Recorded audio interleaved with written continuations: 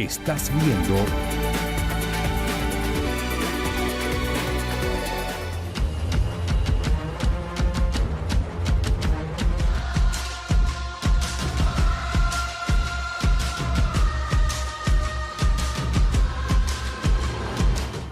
Hoy nos reunimos con alegría, entusiasmo para celebrar estos 309 años de la manifestación de María de Belén en nuestras tierras aragüeñas.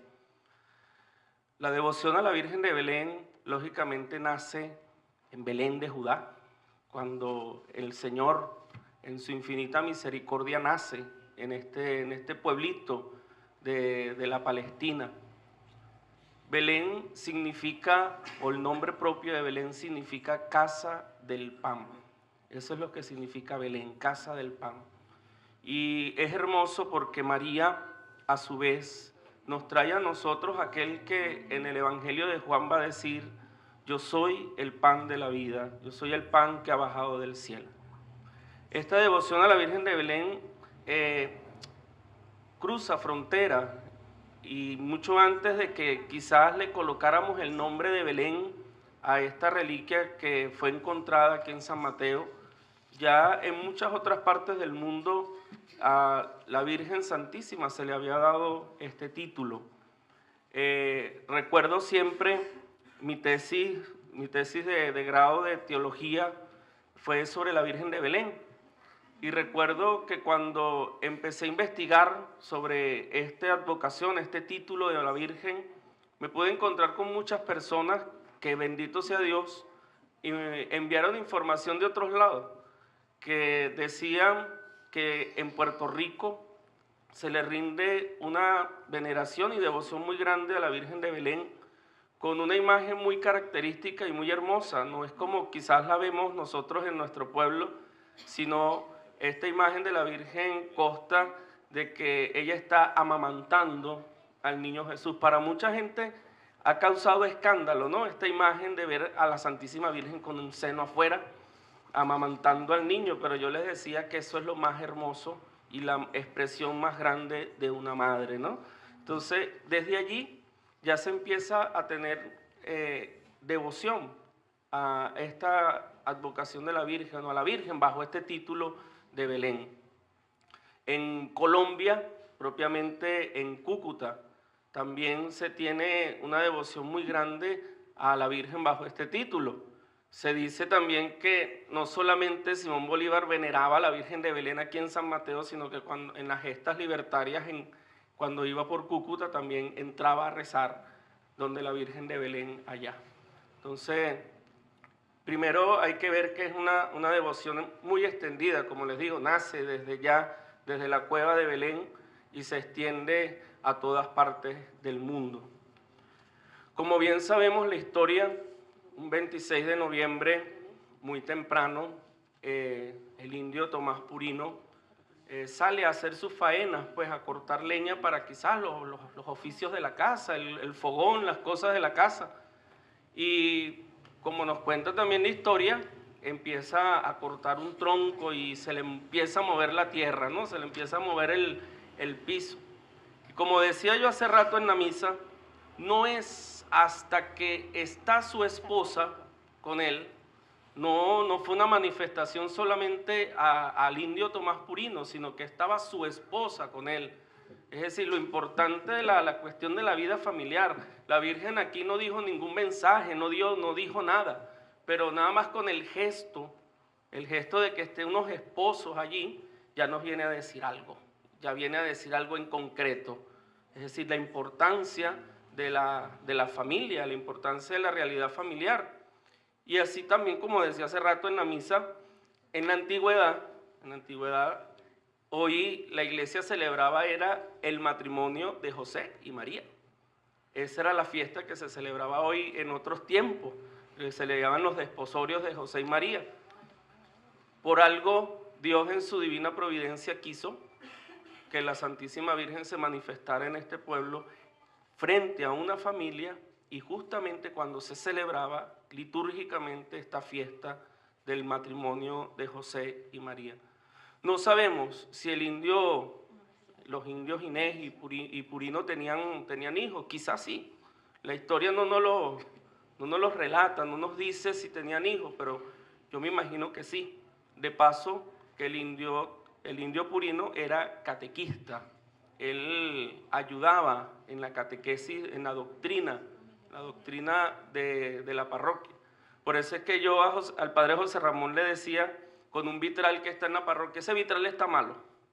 Un vitral que está en la parroquia donde está la Virgen de Belén, yo le decía, ese vitral está malo, porque ponemos al indio Purino en guayuco, cuando ya en ese tiempo no usaban guayuco, y menos un catequista. Ya el catequista estaba vestido, ya usaba sus ropas para hacer su doctrina, para dar su doctrina con honor y con respeto. Entonces yo dije, pero no lo vayas a quitar, déjalo ahí, no lo vayas a romper. Pero esas es las cuestiones históricas que a veces nosotros pasamos desapercibido y como decimos que es un indio, lo ponemos en guayuco como Tarzán. Entonces no, ya él era catequista y su esposa también ayudaba en la evangelización, en la doctrina. Hay un dato muy peculiar que a mí siempre me ha llamado la atención en todas estas manifestaciones de la Virgen a lo largo de la historia de nuestra Latinoamérica. Sabemos que en Guadalupe, en 1531, en México, la situación de la evangelización era como muy fuerte, era algo muy rudo para muchas tribus del momento, y tuvo que intervenir Dios, pues, con rostro de mujer para apaciguar muchas cosas en México y que la evangelización se pudiera dar. Hay un dato histórico que nosotros pasamos también desapercibido en nuestro pueblo, que cuando la Virgen se manifiesta en San Mateo, habían guerras entre tribus también, habían problemas, habían situaciones adversas entre los pobladores, entre las tribus de tierras y cosas y para allá y para acá, como siempre sucede a lo largo de la historia. Y la Virgen cuando se manifiesta pone la clave de la paz y apacigua todos esos problemas que se están presentando. Es tanto así que ni lo refleja la historia, pero hay datos que dicen que en 1709 habían problemas entre las tribus y por eso es que la Virgen se manifiesta y se logra no solamente la unión de los indígenas del momento, sino indígenas, españoles, criollos, todo se logra pues la unidad en medio del pueblo y se logra la paz que se estaba deseando.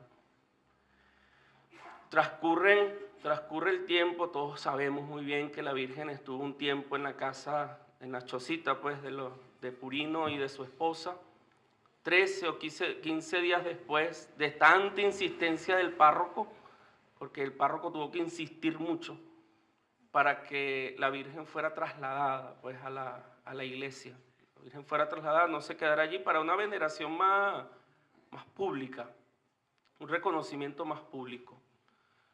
Se traslada a la Virgen lo que nosotros conocíamos antes y que lamentablemente también hemos perdido esa tradición, que era la fiesta de la reserva de la Virgen, la reserva de la reliquia.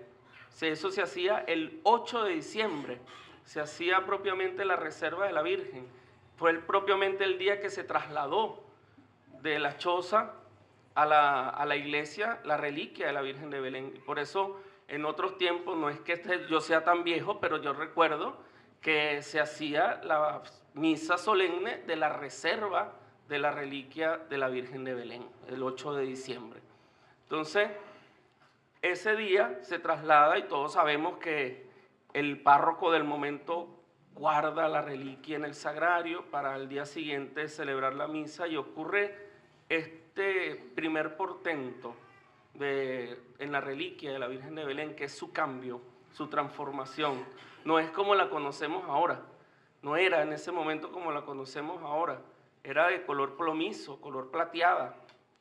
Y la Virgen al día siguiente muestra su transfiguración, vamos a ponerlo así. Se coloca de color dorado y le salen unos querubines, pues unos angelitos alrededor, mostrando también la prueba de su amor. Sí, aquí, como ha sucedido, quizás sean leyendas, quizás sean cuentos, pero como han sucedido en otras manifestaciones marianas, es decir, que si la Virgen allá en Barquisimeto se puso pesada y no quiso salir sino que se quedó en Santa Rosa, o cuando la chinita la iban a llevar para la catedral no quiso y se puso pesada y la tuvieron que llevar para San Juan de Dios. Cuentos, quizás leyendas, pero que si la Virgen del Socorro se fue para Perú y para acá trajeron una dolorosa, no, son cosas de nuestra tradición. Pero la Virgen quizás con eso quiso decirnos, esta es mi casa, aquí me quedo. Con ese cambio de su color, de salir de esos angelitos, las nubes, es como decir, aquí me quedo, esta es mi casa, me siento bien aquí. Aquí mis hijos me van a venerar, como diría años atrás en Guadalupe, quiero que me construyan una casa donde mis hijos vengan y reciban mi consuelo. Y eso es lo que la Virgen hace y quiso hacer también aquí en nuestro pueblo, en San Mateo. Milagros han ocurrido a lo largo de la historia que se registran. Yo tuve la gracia, cuando mi tesis, tener en mis manos unas actas de 1765 de testimonios propios de las personas que estuvieron cuando el hallazgo de la Virgen, los primeros días, todas estas cosas, y de milagros que contaban sobre lo que acontecía alrededor de la Virgen. De manera especial, a mí siempre me llamó la atención lo que era la tierra de donde había brotado la reliquia de la Virgen de Belén. Se decía, los mismos testimonios decían que era una tierra muy blanquecina, una tierra hermosa, que la gente se llevaba como recuerdo de la visita al santuario de la Virgen de Belén. TBS presentó A nombre de Electrotecnimotores, los especialistas en motores eléctricos. Bobinados Electrotecnisol, reparación y mantenimiento de máquinas eléctricas rotativas. Ferretti, la pasticcería, hacemos de lo bueno lo mejor. Rodeo Grill, la excelencia en carnes. Kawaii Surf Shop, lo más cool para gente joven como tú. MacTime, protección para tu celular. Pancitos, en la urbanización La Soledad. City Center Electrónica, innovación tecnológica cerca de ti. El Torito Stick House, en carnes, lo mejor. The Big Toys, juguetes y algo más. Casa Belmar, todo en electrodomésticos. Martin Studios, fotografía y video. Somos peregrinos que venimos hoy aquí, desde continentes y ciudades,